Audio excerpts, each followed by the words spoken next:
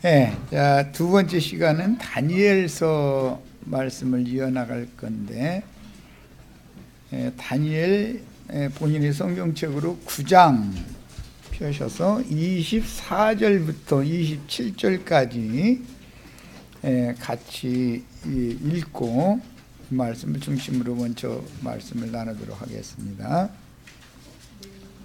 다니엘서 9장 24절부터 봅니다. 네 백성과 네 거룩한 성을 위하여 이른 이래를 기한으로 정하였나니 허물이 그치며 죄가 끝나며 죄악이 용서되며 영원한 의가 드러나며 환상과 예언이 응하며 또 지극히 거룩한 이가 기름 부음을 받으리라. 그러므로 너는 깨달아 알지니라.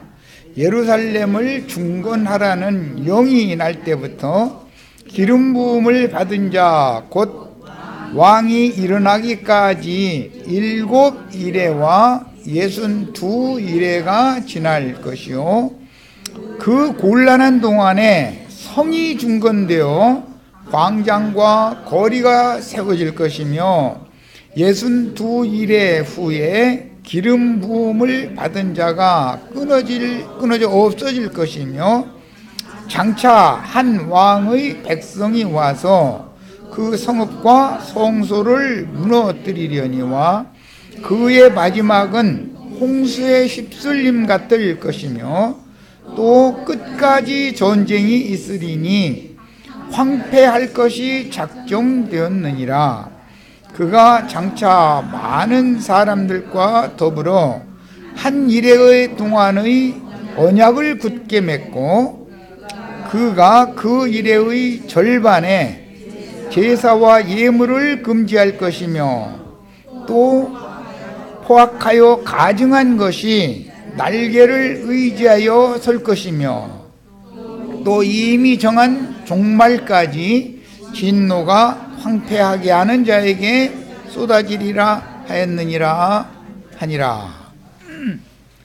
이제 다니엘서의 그 가장 핵심되는 구절이 모든 이상들의 그 핵심되는 구절이 오늘 우리가 읽은 다니엘서 9장 24절에서 27절 말씀인데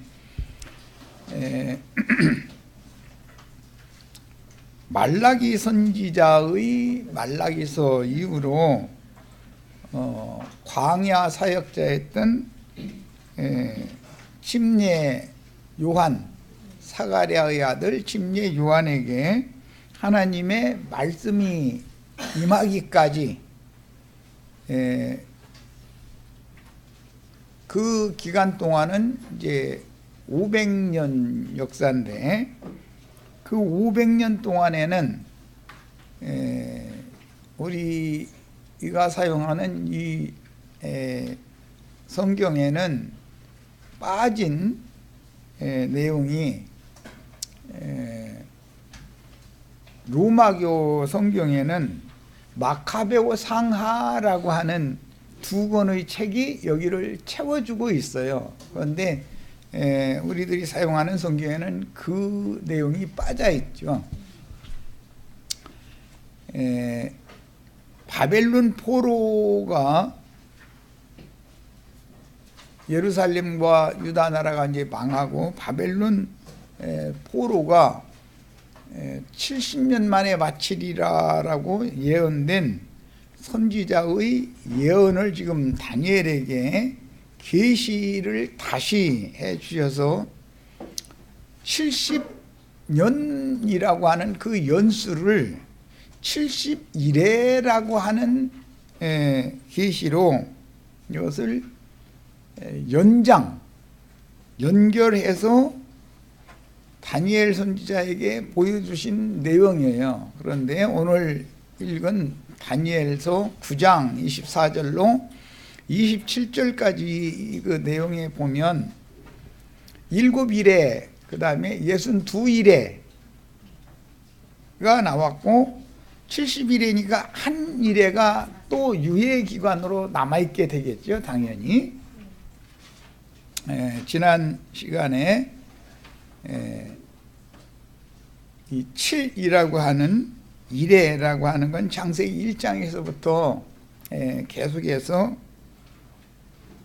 성경의 완성으로 가는 이제 과정의 완전수다 이렇게 말해가지고 7일이 7년이 되고 7년은 안식년 또는 면제년이라고 하는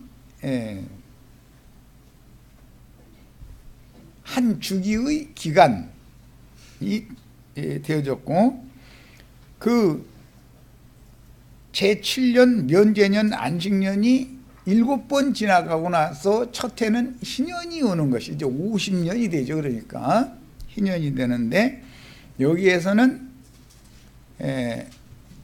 70이어야 되니까 70에 맞추면 안식년 면제년이 10번이 지나가서 딱 채워져야만 70년이 될 수가 있는 거예요.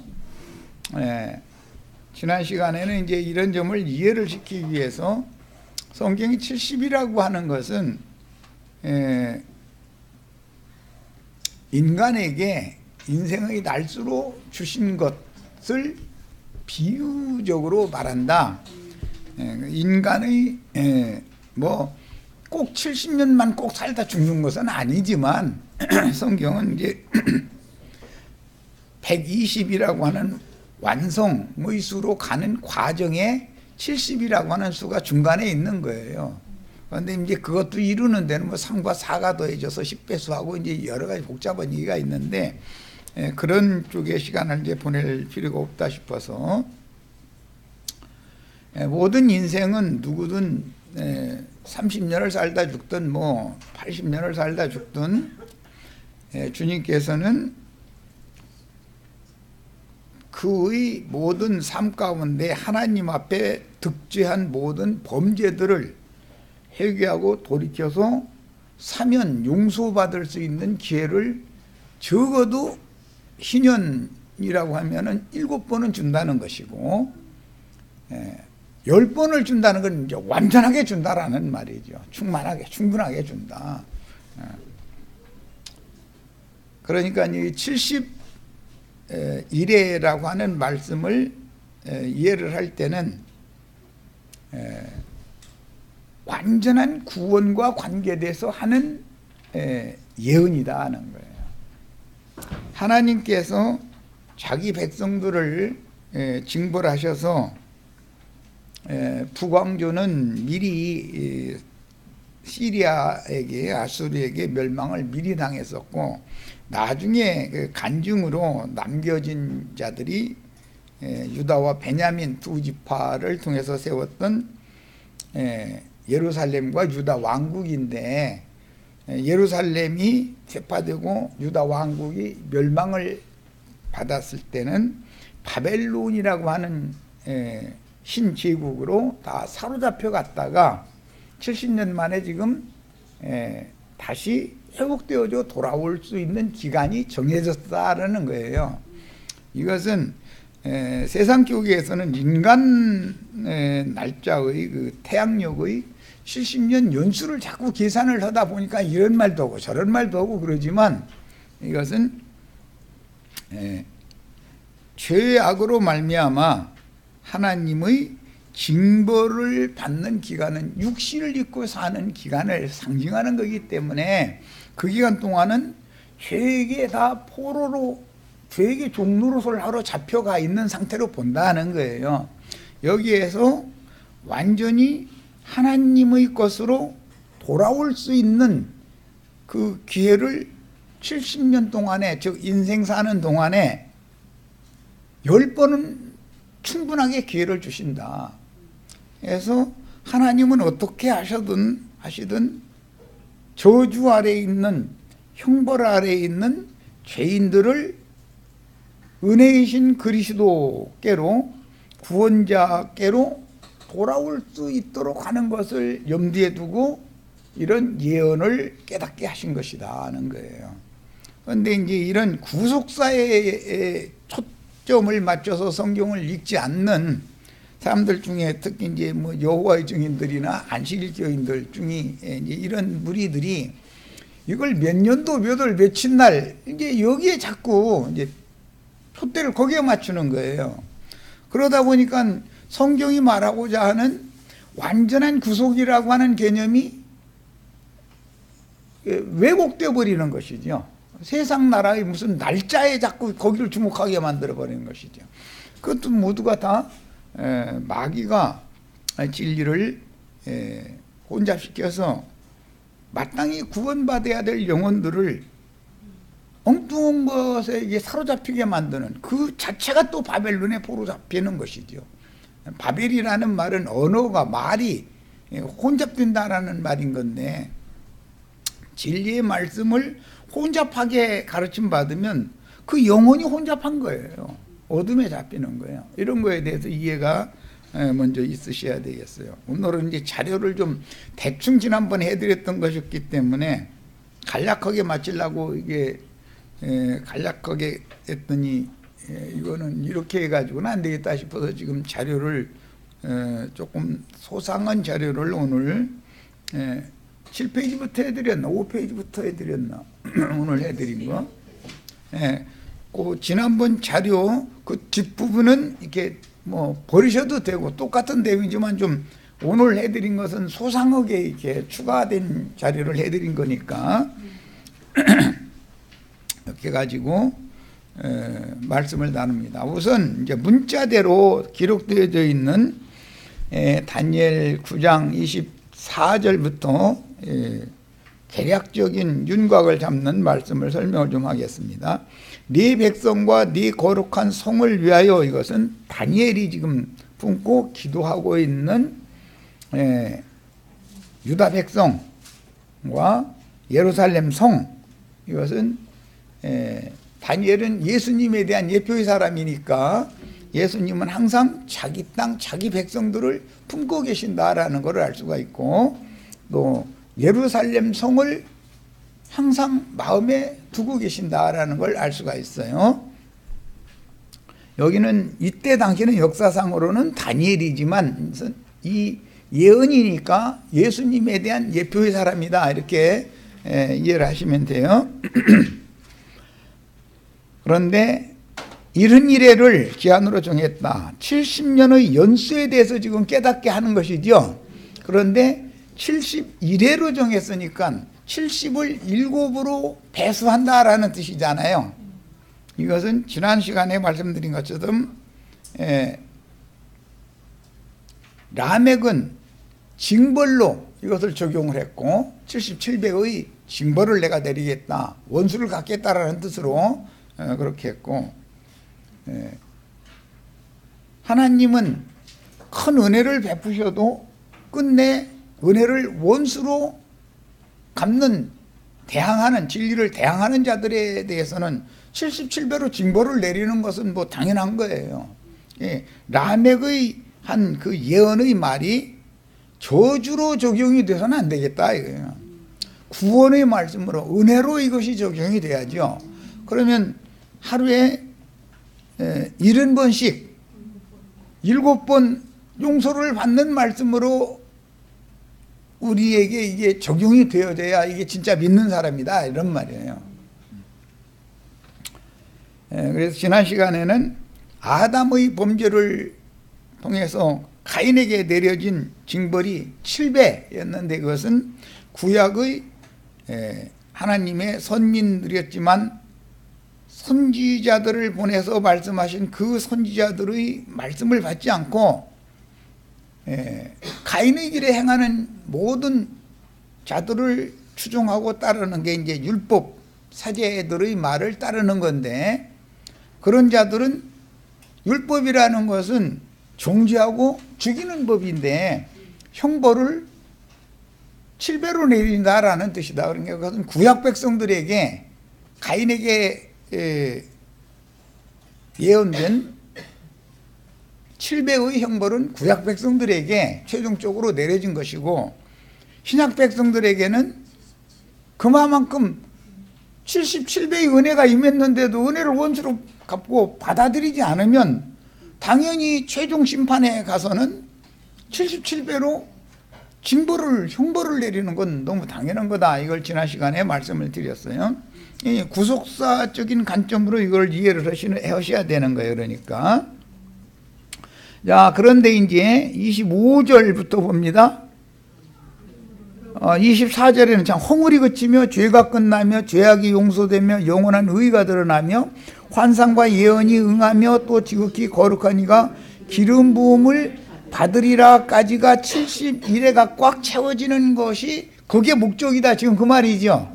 그러니까 몇 년도 몇 월 며칠 날 이거의 목적이 아니죠. 가장 중요한 건 이거죠.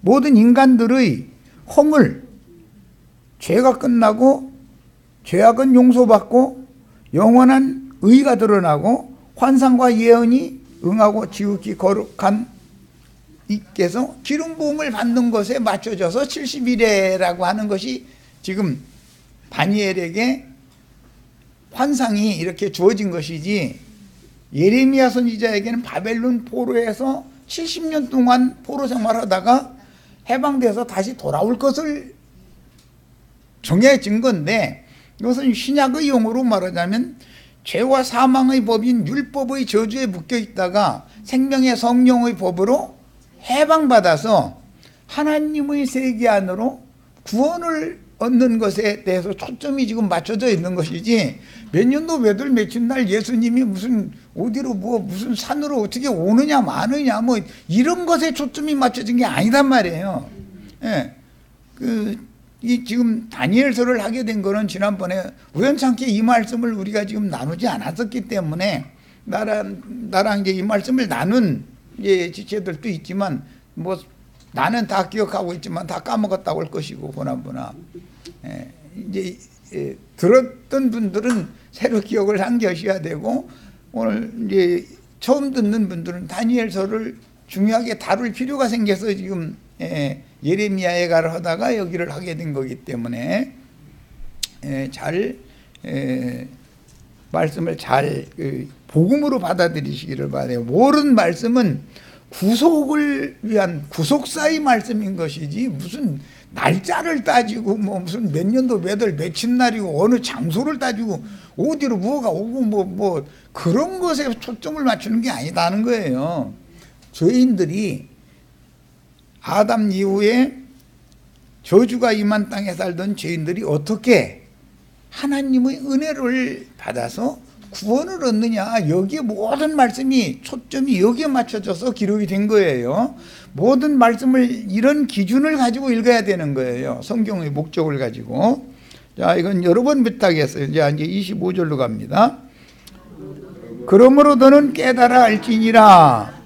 예루살렘을 중건하라는 영이 날 때부터 그랬는데, 이것은 역사상으로는 바벨론을 무너뜨린 메도 파사가 득세를 했을 때 파사왕 고레스, 에스더서에는 아하수에로라고 번역이 됐죠. 우리 번역에.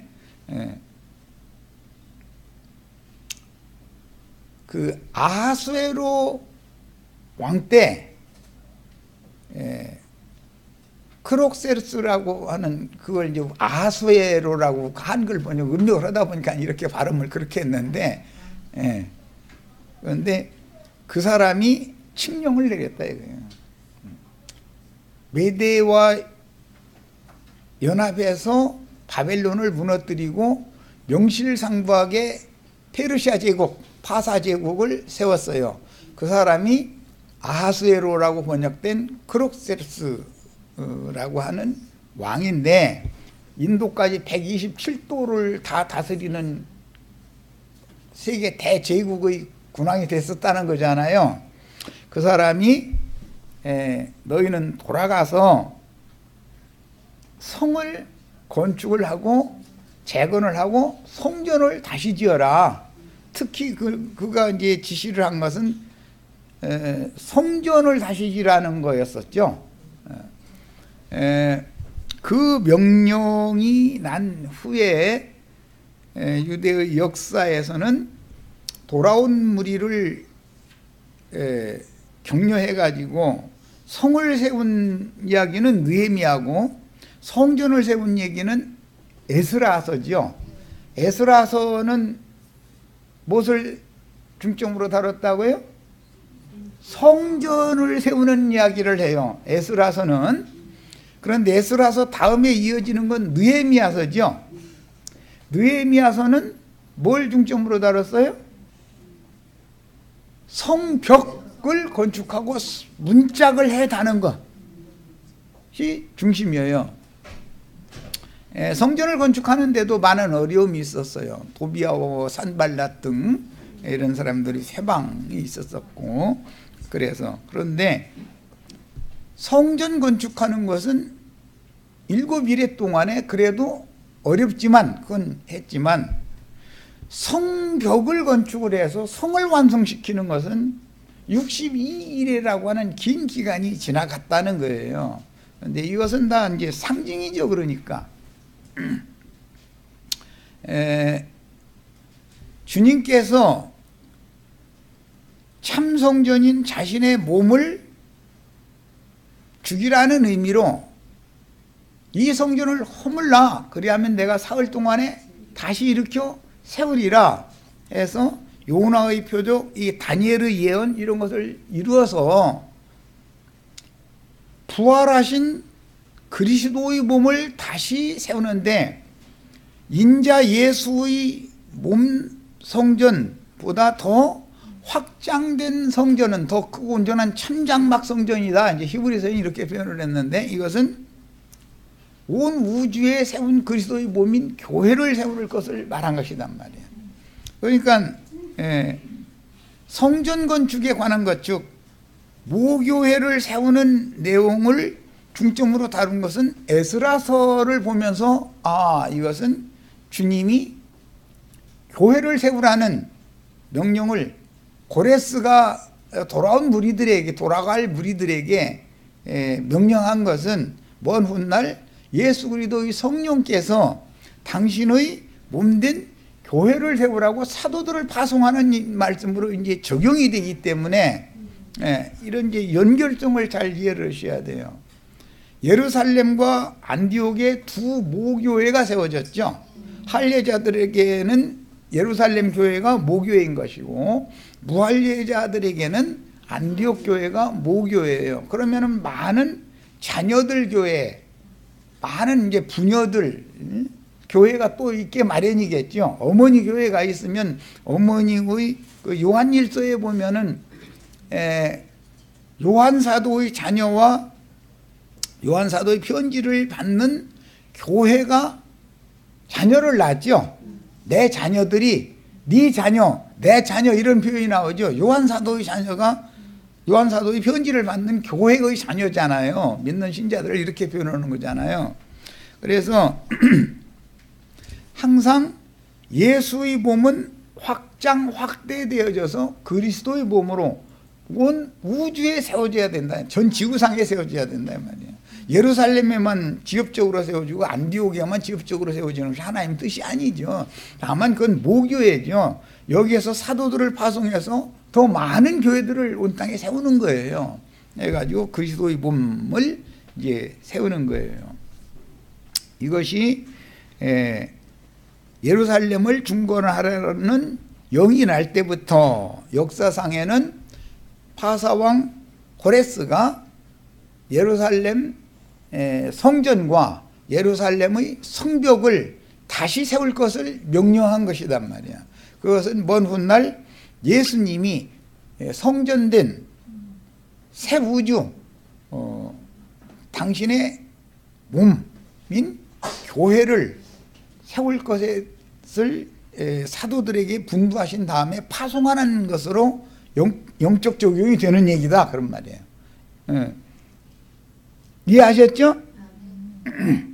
중건령이라는 건 교회를 세우라는 영을 내릴 것에 대한 모형이었다 이 말이에요.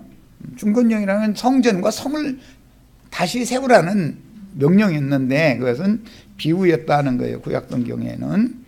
자, 그런데 중건령이 날 때부터 기름 부음 받은 자 곧 왕이 일어나기까지, 여기 이제 왕이 일어나기까지라는 말이 굉장히 중요한데, 유대인의 왕은 예수죠. 실제로는 예수에 대한 예언이잖아요. 다윗 왕의 정통 계보를 실현할 분은 예수 그리스도잖아요. 당연히 아브라함과 다윗의 자손에게서 나야 되는 거예요. 이건 필수적이에요. 그런데 이제 그 구약과 신약 사이 중간사 500년 사이에 보면은 헬라 왕 알렉산더가 큰 제국을 이루고 젊어서 요절을 했죠. 그리고는 그 아들에게 후사가 이어지지 못하고 알렉산더의 제국을 4분할해 가지고 마게도냐 쪽, 오늘날 말인데 그리스 지역이죠. 이 중심이 되는 헬라의 이제 본거지니까 그쪽 하나, 그 다음에 오늘날의 터키 지역, 그때 당시는 리디아 왕국이라고, 역사에서 지리 뭐 역사에서 배우셨죠. 세계사에서. 오늘날의 이제 터키 지역이에요. 그 지역 하나 하고, 그 다음에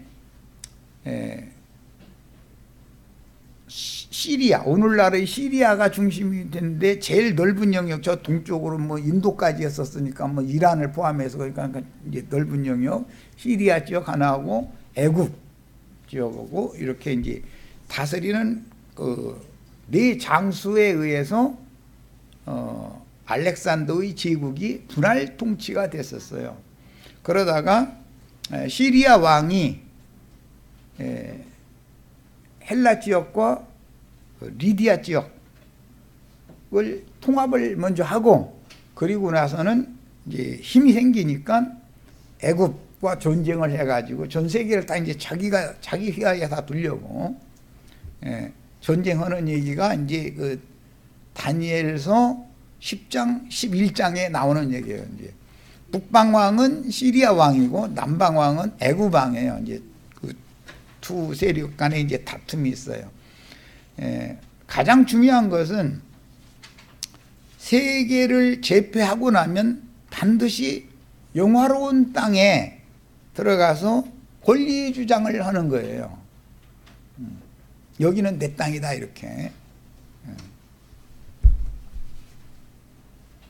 왜냐하면 거기에 우주를 창조해서 경영하시고 지배하시는 여호와의 신이 임재 처소인 성전이 거기에 있고 예루살렘 성이 거기에 있었기 때문에 그래요. 그래서 그 땅을 함부로 대하지 못하면서도 그 지중해 변의 전역을 유럽과 아시아를 포함해서 전역을 이렇게 큰 제국을 건설을 하고 나면은 반드시 그 사람은 욕심을 어디를 내냐면 팔레스타인 땅, 사실은 아주 지역적이고 좁은 땅이지만 그것에 관심을 갖게 마련이에요.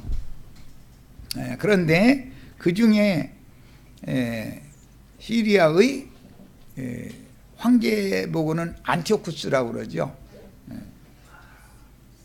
애굽의 황제 보고는 파라오라고 그러고, 시리아의 황제인 에피파네스 4세라는 사람이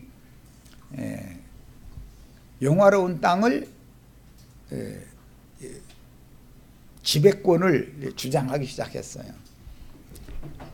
그 사람은 헬라의 문화, 그 다음에 헬라의 제도, 이런 것으로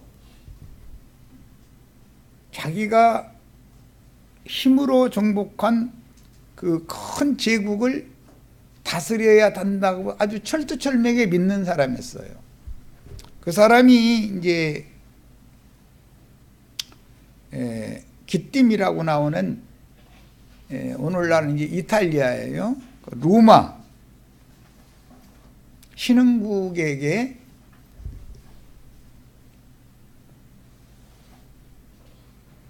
뭐라 그러나, 우리나라에도 저 청나라에 우리나라 어떤 임금의 아들이 볼모 잡힌다고 그러지. 예. 볼모로 잡혀서 로마의 신문명을 익숙하게 배워가지고 돌아온 사람이에요.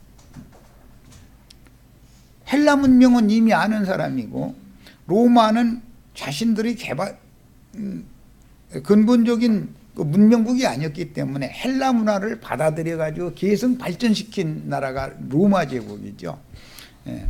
그런데 로마의 모든 제도, 거기는 공의회를 실행을 해서 뭐 의원제도, 유능한 사람들이 모여서 회의를 해서 황제한테 제안을 해가지고 그 전역을 이렇게 다스리는 그런 제도를 거기는 했거든요.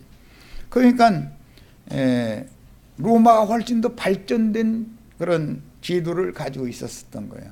군사 체계도 천부장, 백부장, 50부장, 10부장, 배장 등 이런 군사 체계도 로마가 완벽하게 군사 체계도 이게 실행을 했었고, 제도 모든 것들이 다 헬라보다 앞서서 발전을 시켰단 말이에요.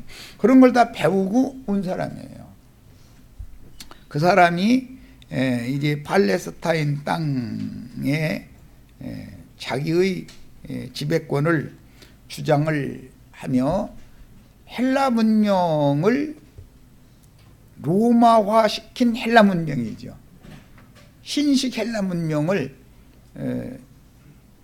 유대인들에게 강요를 하니까 유대인들은 다른 문명을 절대 받아들이지 않는 사람들이에요. 유대인들의 문명 보고는 헤브라이즘 문명이라고 그러죠. 헬라 문명 보고는 헬레니즘 문명이라고 그러잖아요. 헬레니즘과 헤브라이즘은 부딪힐 수밖에 없는 거예요. 왜? 헬레니즘이라고 하는 것은 다신, 만물, 모든 민들레도 민들레 그 자체가 신이에요. 어떤 별은 별 자체가 신인 거예요. 모든 것들을 다 신으로 보는 거예요.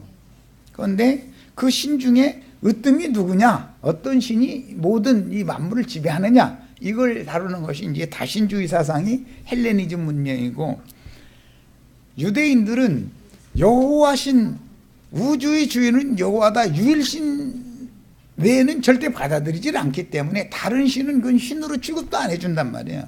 그러니까 부딪힐 수밖에 없는 거죠. 예. 그래서 수리아의 안티오쿠스 에피파네스의 종교 탄압이 이제 일어나니까 마카베오라고 하는 사제가 항거를 시작을 했고, 그 아들들이 대를 이어서 항거를 하다가 나중에 이 항거가 점진적으로 확대되어져서 수리아가 멸망하고 로마가 일어나기 직전 한 100년여 동안, 100여 년, 100년이 조금 넘는 기간이었는데, 그때 하스몬 왕가라고 하는 이스라엘 12지파를 대표하는 유대 왕국이 독립을 한 적이 있어요. 이게 500년 사의 말기, 100년 전쯤부터 한 100년 정도가 그랬다는 거예요. 그런데 그 하스몬가 사람들은 율법적인 아론 반차의 사제 직분에 해당하는 계보였으니까 다윗 왕통과는 상관이 없는 사람들이죠. 그런데 독립왕국을 세웠었단 말이에요. 그러다가 몇 대 가지 않아 가지고 억눌리던 사람들이 자유를 얻고 뭔가를 누리면 쉽게 타락하죠. 금방 망하는 거예요. 그래서 그 하스몬가가 로마의 간섭을 받기 시작하면서 하스몬가가 문을 닫게 됐어요. 독립된 다윗 왕통이 아닌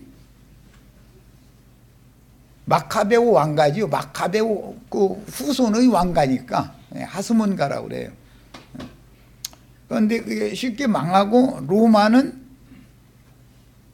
에돔 족속 중 로마에서 학문을 배우고 유학을 했었던 에돔 족속 중 헤롯이라는 사람을 이스라엘 왕으로 임명을 하게 돼요. 그럼 하스몬 왕가는 이제 완전히 힘을 못 쓰고 헤롯 왕이라고 하는 왕조가 세워졌을 때 예수님이 오시게 된 거예요. 이제 그 중간 사이 배경을 이해를 하셔야 되는 거예요. 자, 25절 설명하다 거기까지 갔는데 이런 중간 사이를 대충 이제 이해를 하신 다음에 봅니다.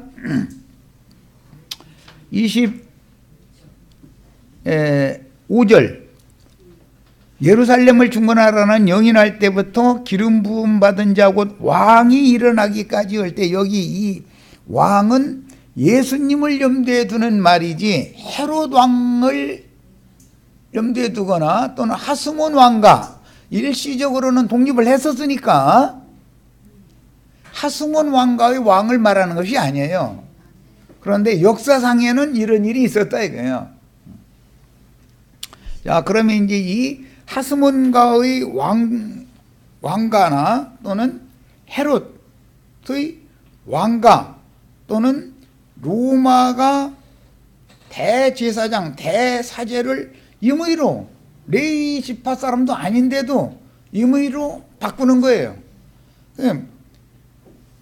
이 왕권과 제사장권을 임시로 회복한 것 같이 보였지만 사실은 그 왕권과 사제권이 메시아인 예수를 대적해서 죽이는 역할을 한단 말이에요.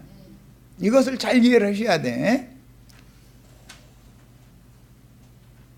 이스라엘 나라가 일시적으로 독립이 되었을 때 하스몬 왕가의 왕족이 8명 왕노릇을 했어요. 한 100몇 년 정도, 110년은 넘지 않았을 것 같은데, 그런데 그 왕가나 그 왕가를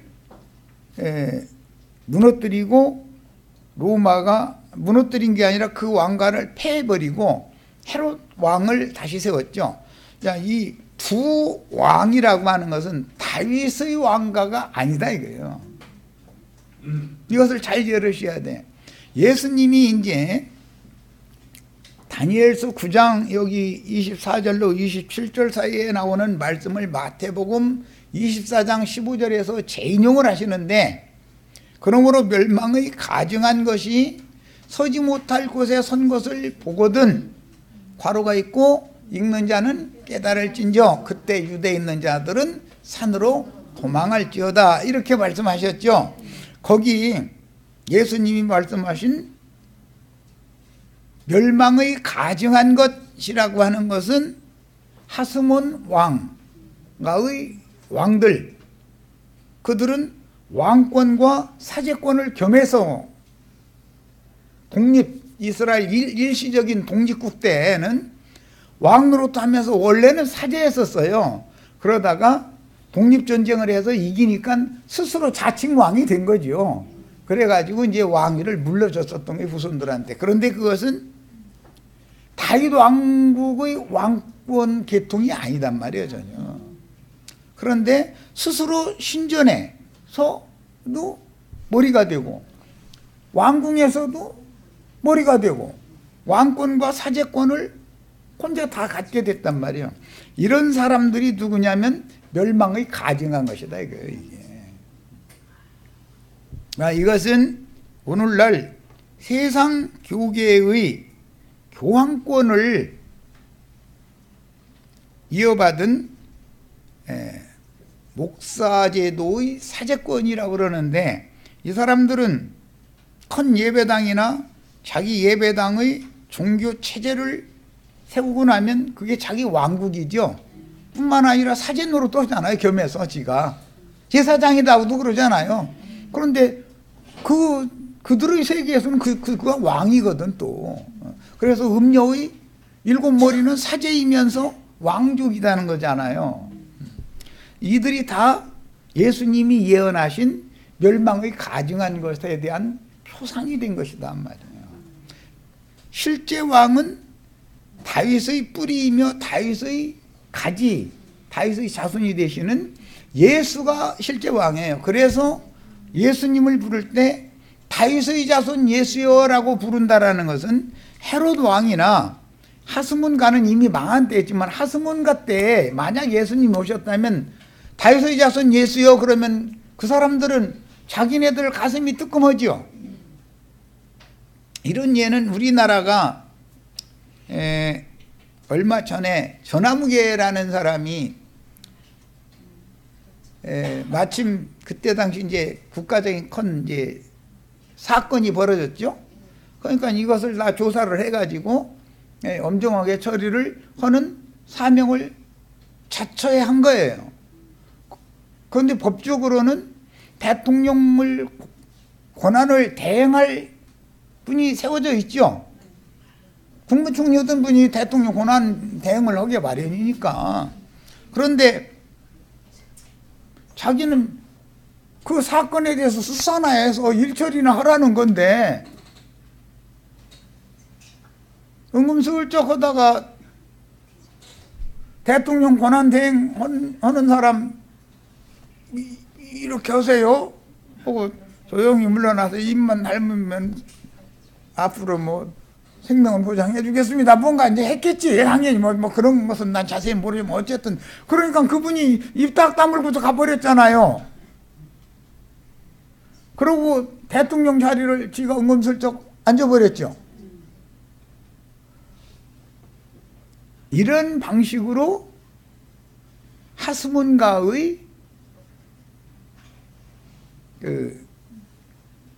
수리아의 안티오코스 에피파네스의 종교 탄압을 대항해서 사제가 백성들을 격동시켜 가지고 저항을 하게 만들고 이것이 자꾸 성공해 가는 거예요. 그러다 보니까 독립운동까지 이제 가는 거예요. 그런데 그때 로마가 일어나다 보니까 마침 헬라는 쇠퇴해 가는 중이었었고 헬라가 무너짐과 동시에 독립이 쟁취가 됐다 이거예요. 그 사이에는 로마가 완전히 팔레스타인 땅을 지배하는 것도 아니었었고 그 공백기가 한 100여 년 있었는데 500년 암흑기 중에 400년 지난 다음부터는 한 100여 년 동안은 하스몬가의 그 왕조가 회복된 기간이 있었기 때문에 그때는 공백기단 말이야. 큰 그 헬라의 세력은 무너졌고 로마의 세력은 팔레스타인 땅에 와서 지금 지배권을 주장하지 않는 그런 기간이 있었단 말이야. 그 사람들이 성소에서도 왕이고 성소에서도 대사제고 왕궁에서는 왕노릇을 했다 이거예요. 혼자. 이런 것들이 먼 훗날 로마교 교황이 세상의 황제도 됐죠. 황제죠. 그런데 영의 세계의 사제도 된다 이거예요. 이것이 종교개혁을 일으킨 다음에 말은 바꿨지만 신부제도를 목사제도라고 말은 바꿨지만 그게 그거다 이거예요. 왕이면서 사제 노릇을 한다 이거예요. 이 사람들이 다 계시록에 가서는 발라뮤 니골라 당들이다 말이에요. 이 사람들이 멸망의 가증한 것들이요 거룩한 곳에 그들이 선 것을 보거든 거기에서 도망가야 된다. 어디로? 산으로 도망해라 그랬어요. 그런데 그 산이 어딘지를 이제 찾아야 되는 거죠. 우리는 산에 도망 오셨죠? 잘 오셨어요. 그 산은 하늘에 기록한 장자들의 교회가 세워진 하늘의 시온산이에요.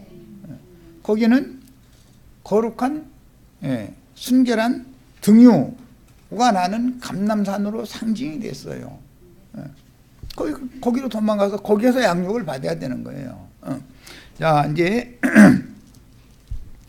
26절로 갑니다.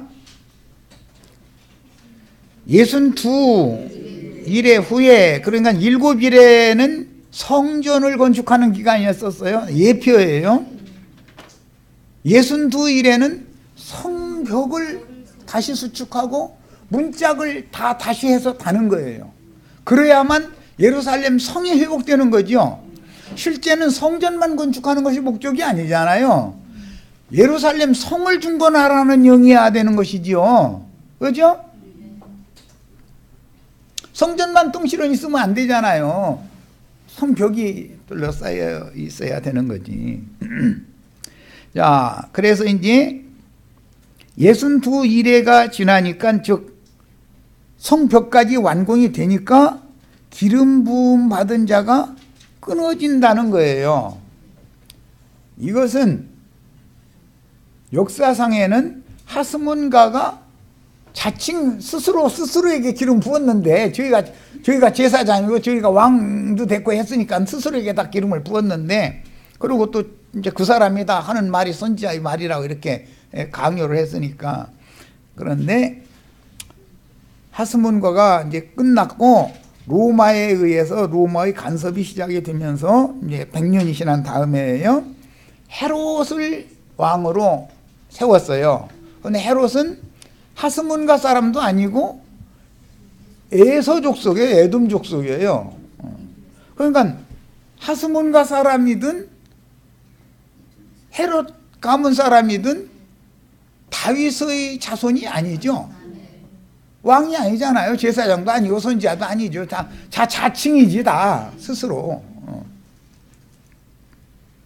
자, 그런데 그들에 의해서 기름 부음 받은 자이신 예수가 죽는다 이거예요. 그러니까 적그리스도가 누군지 이제 이해가 되시죠? 사실은 수리아의 안티오코스 에피파네스의 종교 박해에 저항운동을 일으켜가지고 이것이 성공이 되어져서 독립운동까지 성공을 시켰어요. 해서 스스로 왕이 딱 됐어요. 스스로 선지자요, 스스로 원래 사제를 하던 사람이니까 스스로 사제요, 왕이요, 선지자인 거예요. 자, 그런데 그 사람이 끊어진다 이거예요. 그 사람이 자칭 왕이나 자칭 사제나 자칭 선지자가 없어지지 않으면 하나님이 세우시는 왕, 사제, 선지자가 힘을 줄 수가 없죠. 예수님이 이 땅에 오셨을 때 그때는 하스몬가 시대가 아니고 이제 헤롯 시대인데, 여우도 굴이 있고 공중에 나는 새들도 둥지가 있지만 인자는 머리 둘 것이 없도다 이렇게 말씀하셨는데, 그 말은 성전에 사제는 대사제는 나고 왕궁에 왕은 바로 나야 되는데, 율법사 서기관들이 별소리를 다 해도 다 거짓 선지자들이고 내가 하는 말이 참 선지자 중에 선지자로 하는 말인데 나는 어디 힘쓸 수가 없다 말하자면 이제 그 말했다는 거예요. 자, 그 다음에 기름 부음 받은 자가 이렇게 끊어져 없어지고 나면 장차 한 왕의, 이 한 왕은 역사상에는 로마 황제였지만 중간사에서는 수리아 왕 안티오코스 에피파네스를 가깝게는 염두에 두는 말이고, 예수님 때에 가서는 로마 황제를 말하는 거예요. 이제 성령 시대에는 교황들을 말하는 것이죠. 로마 황제가 교황이 됐잖아요, 나중에는. 이게 이제 이 연결성을 보셔야 돼요. 교황들이 나중에는 목사들이 됐죠. 이 흐름을 잘 아셔야 돼. 그들이 다 누구냐? 멸망의 가증한, 다니엘이 예언한 멸망의 가증한 것들이다 이거예요. 그것은 정통 다윗 왕국의 계통을 잇는 자가 아니다 이거예요. 그래서 예수를 죽일 때 유대인의 왕 예수라고 팻말 붙인 것이 보통 문제가 아닌 거예요. 헤롯은 자기가 유대인의 왕이라고 지금 하고 있지만 실제로는 왕통을 이은 것이 아니었기 때문에 어떻게든지 해서 백성들의 민심을 자기에게로 모아보려고 애를 쓸 거 아니에요. 하스몬 왕조도 그랬었어요. 하스몬 왕조도 정통 다윗 왕통을 이은 왕이 아니잖아요. 자칭 왕이잖아요. 그러니까 어떻게 해야 돼? 백성들한테 막 선심 이런 걸 많이 써서 민심을 모아야 된단 말이에요. 그런데 그게 뜻대로 안 되는 거예요. 전 아무개시 우리나라 그랬죠. 뭐 장충체육관인가 뭐 어디서 뭐 모여서 그 지금 내가 기억한 통일주체 국민회의인가 뭔가 그거 해가지고 전두환이가 대통령 하는 거 반대하는 사람 일어서시오 하니까 그 자리에서 아니 그걸 투표라고 합니까? 반대하는 사람 일어서시오 하면 난 반대하고 일어설 사람 있어요? 그래 하면서 만장일치 박수를 해결사였다 이제 이랬었죠. 그러고 나면은 늘 그 자리가 불안하다 이거예요. 국민들이 대통령으로 인정을 안 하니까 지금 그런 게 어디가 있어. 국민들은 저게 무슨 대통령이야. 저 사람한테 힘에 눌려서 자리를 내주고 입 다물고 뒷자리에 물러앉은 최규하 씨가 대통령이지 말하자면 법적으로는 그렇잖아요. 힘이 없을 뿐이었지. 이런 것과 똑같이 정통을 잊지 못하는 경우에는 늘 그 자리가 불안한 거예요. 그러다 보면 이 자리 지키기 위해서 무리수를 안 둘 수가 없는 거단 말이에요. 하스몬 왕조가 그랬었다는 거예요. 헤롯 왕조가 그랬었다는 거예요.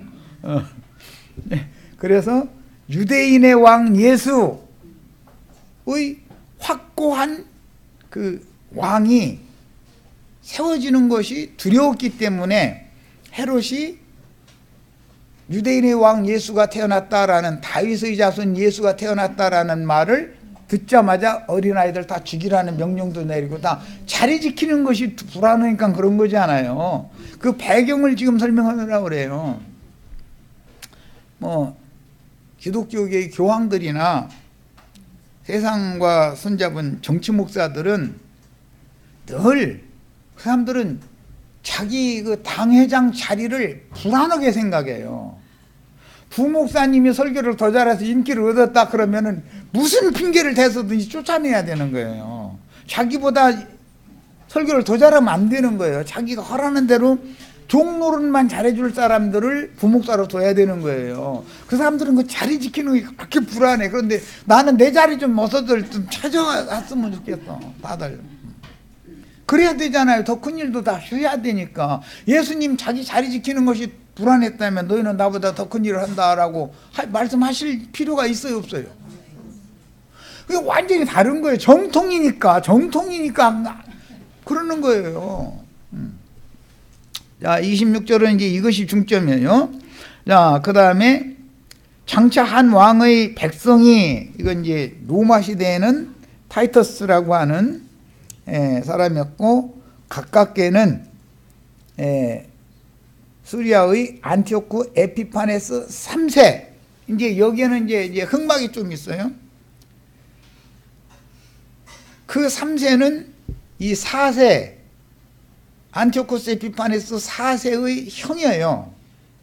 그런데 그 형이 죽었으면 이 4세의 조카인 형의 아들이 대를 이어야죠. 그런데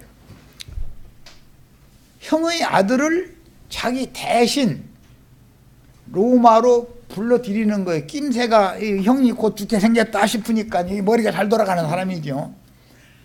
그 대신 로마 보고 내 대신 얘를 붙잡아 놓고 있으면 나를 잠시만 해방시켜주면 되지 않냐 해서 로마 황제한테 허락을 받고 팔레스타인 땅으로 온 거예요. 와가지고 잠시 지내다 보니까 형이 진짜 죽었어요. 그러면은 자기가 다시 로마로 가서 인질로 잡히고 자기 조카 보내가지고 왕시켜야 정통이지요. 그렇게 하려고 합니까? 자기 형이 죽는데 독살당해서 죽었고 이제 사건이 생겨서 죽었기 때문에 사건을 조사를 해서 꼭 우리나라 딱 그 사람 그거 보면 우리나라 전환무계 생각이 딱 아주 딱 맞아 들어가죠. 매사를 아주 공명정대하게 이게 처리를 다 한 다음에 자기 조카를 위에 세우겠다 이제 공약을 딱 하는 거예요. 했는데 사건 처리를 다 해서 자기 형을 그 독살한 사람 이제 다 처단하고 하고 나니까는 생각이 바꿔지죠. 그러니까 자칭 왕으로 딱 앉아버리는 거예요. 그래서 예, 그 3세 다음에 셀류쿠스 왕조가 세워졌다가 셀류쿠스 왕조의 그 계승자인 자기 조카 자리를 찬탈해 버렸다 이거예요. 그리고 나서는 안티오코스 에피파네스 4세라고 자칭한 거예요. 자칭. 예, 그 사람이에요. 야, 이런 사람들은 항상 자리에 대해서 불안해한단 말이에요.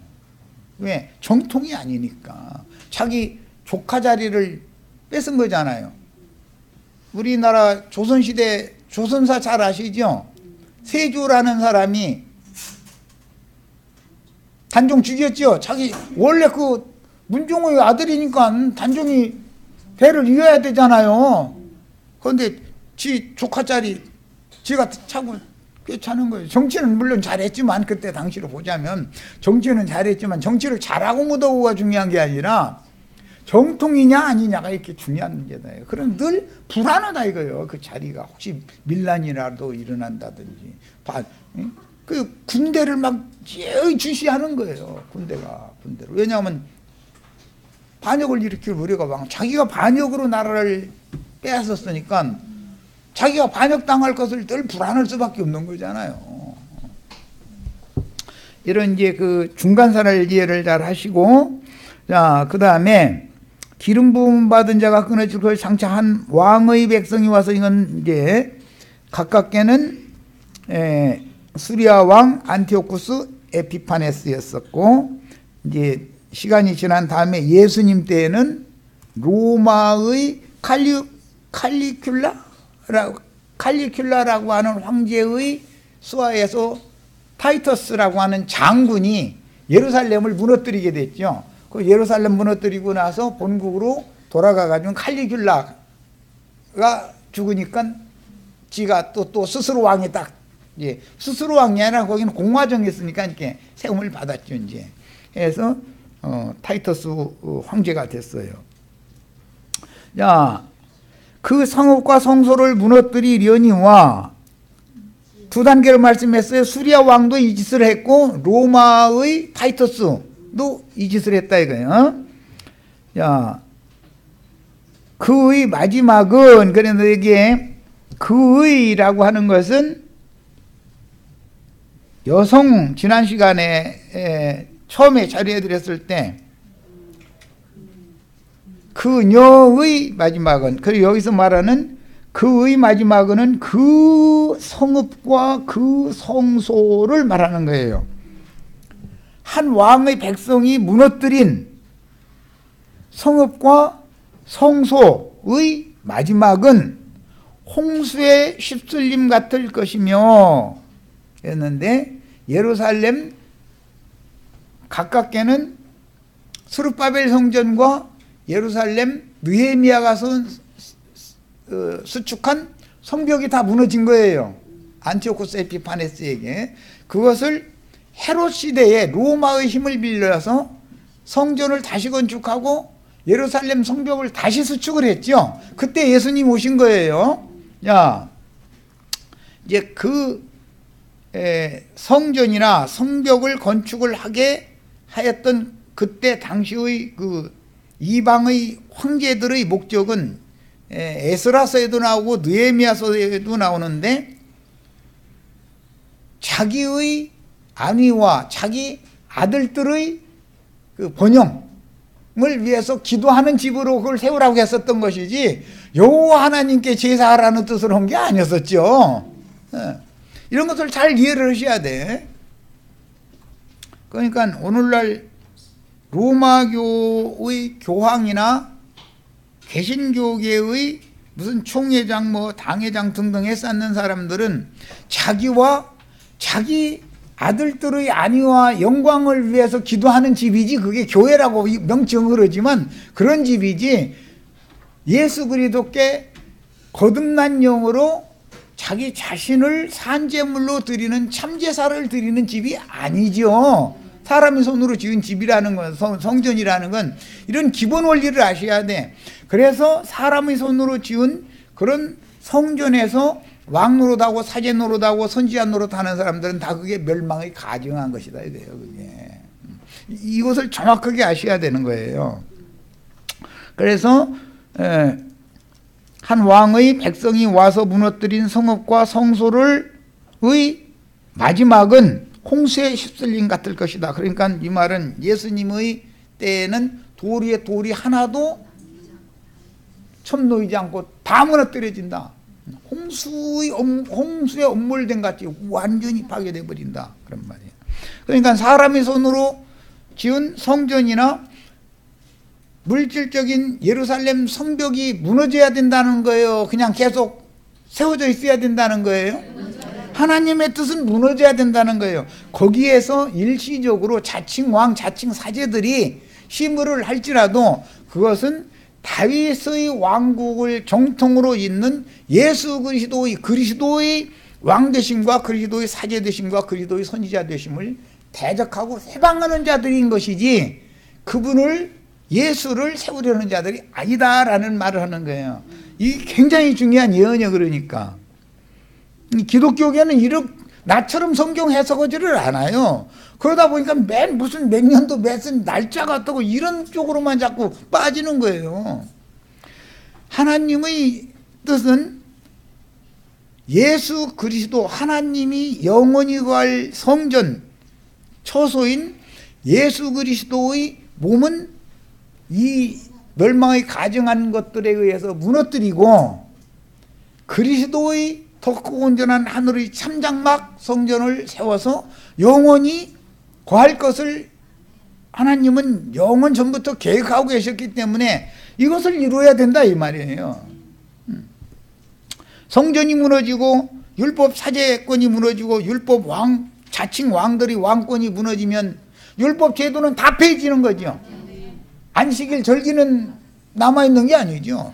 안식일 절기 때 짐승 잡아서 제사하고 하려고 그런 사람의 손으로 성전 짓고 뭐 성벽 쌓느라고 그 많은 사람들 중노동시키고 그랬던 건데, 그게 다 의미가 없어져 버린, 그게 다 의미가 없다 그러면은 율법 제도란 건 완전히 개혁되고 폐해져야 되는 거 아니에요. 뭘로? 그리스도의 율법으로 바꿔져야 된다 이 말이에요. 이걸 알아야 돼. 이 다니엘서 예언을 알려면. 자, 시간이 지나서 여기까지 27절은 다음 시간에 하도록 하겠습니다.